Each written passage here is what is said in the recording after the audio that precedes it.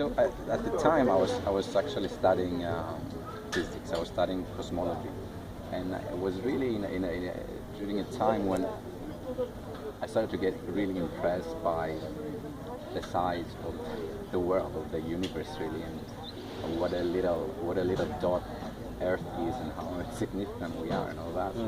And but also alongside with this cosmological notion, there was the social one. I was living in New York, and there you're lost among so many individuals. You live amongst all these people that they all have all these different talents, and it's easy to feel kind of small. So I guess it all came together to the name. Yeah.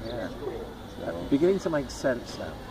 It's beginning to make sense to me as well. We just explained to people here as well that Chrissie and I are here at Paphos Harbour, and now it's beautiful setting, lovely day today, blue skies, we're sitting by the sea, and but you don't really know this area that well because you're at Larnaca.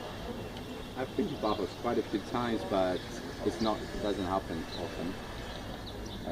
It's a large distance for Cyprus standards, as you may know already. When people have to drive for an hour, it's like going to a different country. Different America, isn't it? Yes, exactly. Just in other places to go downtown, it takes this long. Yeah.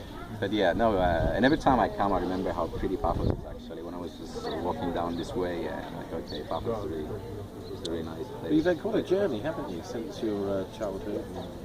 And where you've been and your travels and stuff? I grew up here. I grew up in Larnaca, and then I went off to Boston for 4 years. That's where I did my undergraduate studies. And then I was in New York for 8 years almost. So during this almost 12 years that I was in the States, I traveled a lot around there, different countries, and then came back home. So can you tell us about the other band members? Sure, yeah. So Stefanos Nicolaou is or was our bassist. We were childhood friends, very good friends actually, and we have the same name. And basically we pretty much grew up together. Stefanos unfortunately had to move to London, so we had to just recently replace him with Pavlos. Brilliant kid. He's an excellent bass player. And so the other permanent member of the band is Iakovos, our drummer. Childhood friend as well. We were born on the same day. Great drummer. And we just added Andreas as an extra guitar, lead guitar. So at the time we're four member band, and this new formation we just started rehearsing for upcoming shows. You'll have to let us know where you're performing. Yeah, well, the thing we have booked for sure now is Fengaros Festival. I believe we're playing on the first night there, August 3rd. I don't know if you've ever been to Fengaros. It's a really nice festival. You should check it out. Now we know this, I think you could probably find us there. Yeah, well, independent of us playing, I think it's definitely worth to check it out. It's been growing over the years. I think it's its 7th year or 6th. And it takes place in a village called Katodris. It's on the lower parts of the mountains of Limassol. And the whole village kind of transforms into this music setup. In fact, they turned into a music village for the whole week before. Wow. They do some classes. People come from all over the world to play. I think we might be taking a and it's summer actually, vacation. Yeah, it's really nice to be there. August on the mountain there, it's beautiful. Yeah, that's the only thing we have booked so far. Being in the mountains. It makes it What are your to musical influences? What bands and artists you have? Yeah. So we happen to be teenagers in the 90s. So I guess that's when you're more impressionable. So that's the right word. But so and that's when maybe the last major wave of rock music came about. The whole Seattle thing and the way it exploded.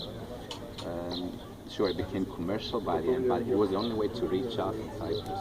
So basically, our main influences, or myself, my main influences, whatever I could get my hands on in the 90s, whatever could be. So a lot of bands like Pearl Jam, so all that scene from America, Pearl Jam, Nirvana, Soundgarden, Alice in Chains, then other things like Red Hot Chili Peppers, Sublime, then a lot from England, actually from the UK, Radiohead, Blur, Oasis, The Verve,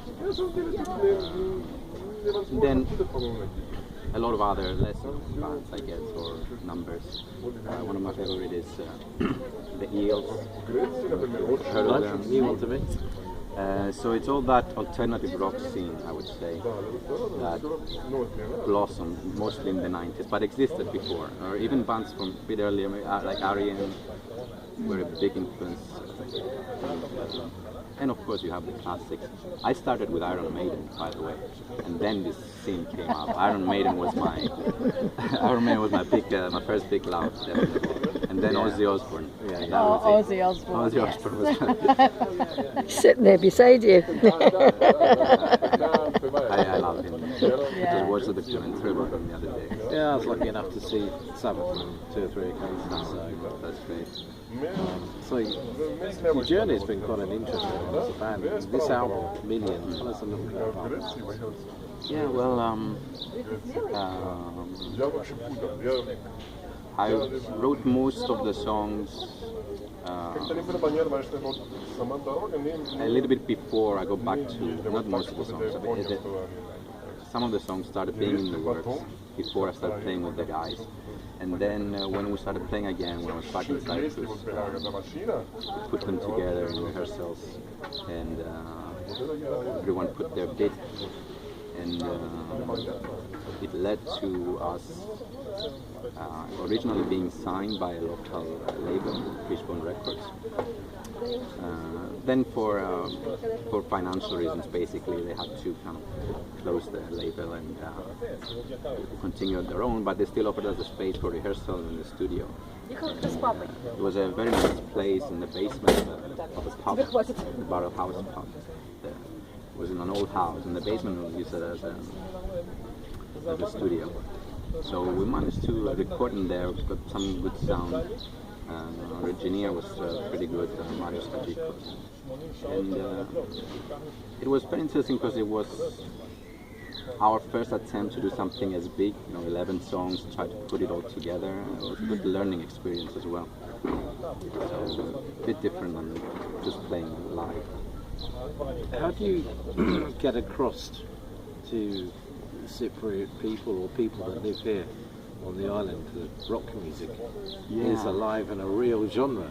Because it seems to be difficult, doesn't it? It is. It's a small scene. I'd say. Well, like everything here,